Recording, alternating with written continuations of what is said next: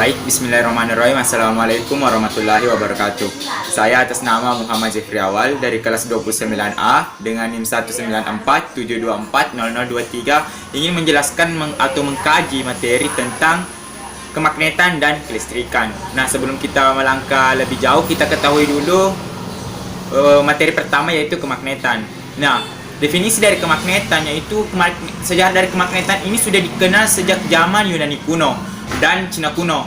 Nah, dikenal dengan nama lodestone atau besi berani pada saat itu.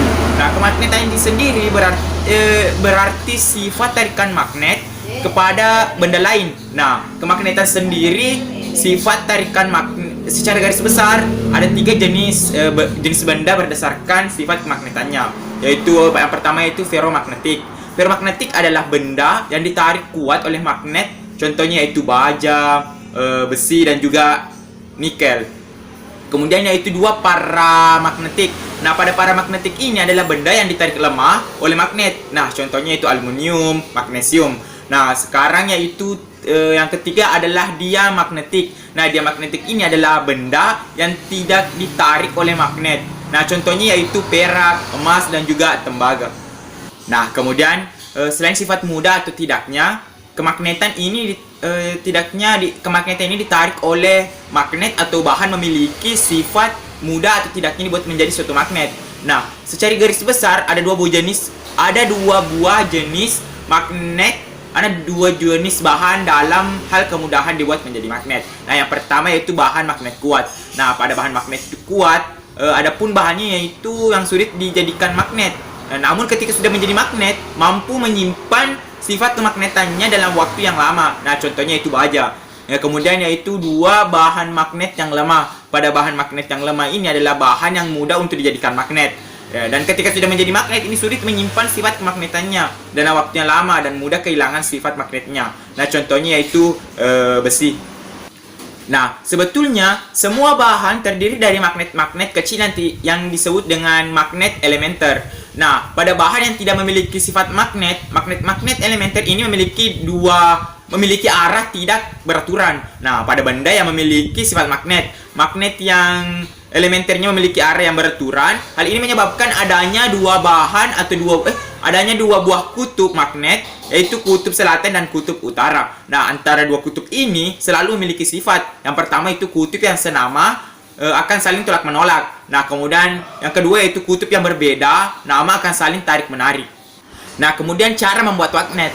Nah, ada beberapa cara untuk membuat magnet, yaitu yang pertama adalah konduksi. Nah, konduksi adalah menyentuhkan suatu magnet kepada benda yang akan dijadikan magnet. Nah, ketika benda yang disentuhkan dengan magnet, maka magnet elementernya akan berubah menjadi beraturan. Nah, kemudian yaitu kedua adalah induksi. Nah, pada induksi ini adalah mendekatkan suatu magnet kepada benda yang akan dijadikan magnet.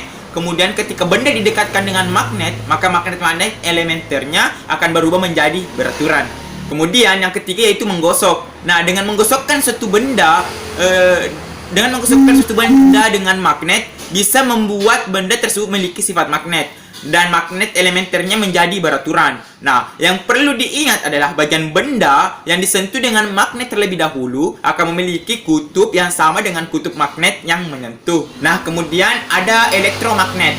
Nah, pada elektromagnet yaitu pengertiannya itu jika sebuah besi dililitkan dengan kawat dan dialiri listrik, maka besi tersebut bisa memiliki sifat magnet.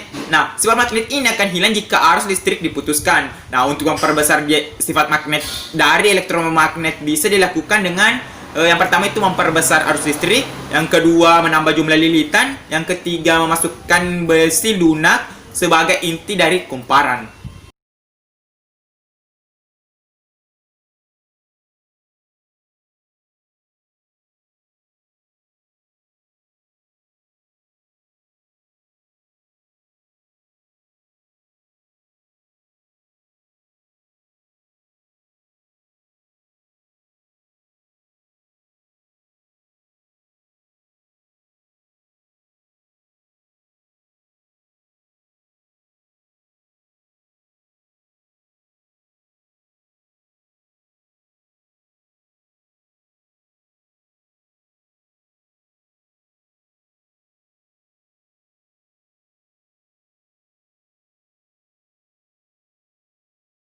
Oke, baik. Itulah tadi materi singkat mengenai kemagnetan. Nah, selanjutnya kita masuk pada materi selanjutnya yaitu kelistrikan.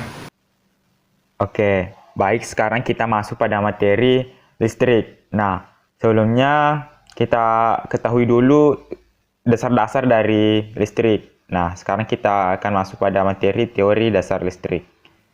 Nah, pertama-tama pada listrik itu memiliki benda, ada molekul, ada atom yang memiliki 3 bagian yaitu proton, ada neutron, dan juga ada elektron. Nah, pertama-tama kita bahas benda. Nah, di sini kita melihat gambar ada pulpen, ada balon, dan juga ada air, yaitu air botol dan juga air galon. Nah, dapat disimpulkan bahwa maksud dari benda yaitu sesuatu yang dapat disentuh, diraba, atau dirasakan, dilihat oleh mata dan mempunyai massa serta menempati ruang. Nah, seperti hanya pada pulpen yang memiliki ruang, yang di dalamnya ada tinta, kemudian ada balon yang di dalamnya ada udara, dan juga ada galon yang di dalamnya ada air. Nah, inilah yang mendefinisikan benda. Nah, selanjutnya ternyata benda bisa dikategorikan menjadi dua, yaitu berdasarkan wujudnya dan berdasarkan sifat pengantarnya. Pada berdasarkan wujudnya yaitu benda padat, ada benda cair, dan juga ada benda gas. Sedangkan untuk berdasarkan pengantarnya, ada konduktor, ada semikonduktor, dan juga ada isolator. Nah, sekarang kita masuk kepada bagian kedua yaitu molekul. Nah, molekul di sini memiliki pengertian yaitu bagian dari benda yang masih dapat dibagi-bagi lagi dan masih tetap mengandung unsur-unsur kimiawi dari bendanya. Nah, sebagai contohnya yaitu misal ada sebuah teh manis yang diminum oleh 5 orang. Kita anggap saja si A, si B, si C, si D, dan si E. Nah, apabila kita memberikan es teh manis ini kepada 5 orang ini dan merasakan semuanya, maka mereka akan merasakan rasa yang sama, yaitu merasakan manis. Si A merasakan manis, si B merasakan manis, si C merasakan manis, si E merasakan manis, dan juga yang lainnya. Nah, inilah yang dimaksud dari molekul. Nah, kemudian kita masuk pada bagian atom. Nah, contoh atom di sini bisa kita lihat pada gambar yang bergerak tersebut. Nah, pengertian dari atom yaitu bagian terkecil dari materi yang sudah tidak dapat dibagi lagi. Nah, ini merupakan pengertian yang dulu. Nah, setelah itu, setelah diteliti oleh peneliti, maka atom ini berubah pengertian yang menurut radioaktif, yaitu terdiri atas 2 bagian yaitu kulit dan inti. Pada kulit terdapat elektron dan pada inti terdapat proton dan neutron. Nah, bisa kita lihat gambarnya. Di sana warna merah terdapat simbol negatif, kemudian warna biru terdapat simbol positif atau tambah. Kemudian ada juga yang abu-abu yang tidak memiliki simbol baik itu negatif ataupun positif. Nah, maksud dari gambar itu, yang pertama itu ada kulit atom. Yang pengertian dari atom yang tadi. Nah, kulit atom yaitu tempat beredarnya elektron. Nah, kemudian di dalam kulit atom terdapat elektron yang bermuatan negatif seperti gambar yang berwarna merah. Kemudian ada nukleus atau pembungkus inti atom yang garis putus-putus. Kemudian ada proton yang bermuatan positif. Nah, kemudian ada neutron yang berwarna abu-abu yaitu tanpa muatan netral.